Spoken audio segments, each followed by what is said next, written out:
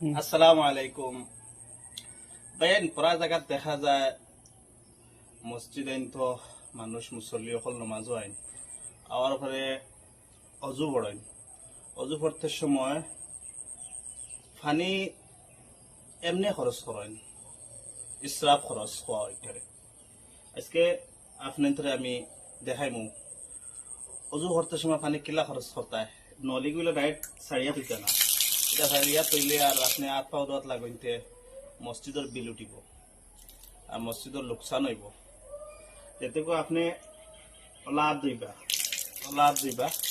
দেওয়ার পরে আপনি কুল্লি করবা, ওদের সময় বন ওলা লইয়া খালি বন করিয়া ওলা কুল্লি করবা।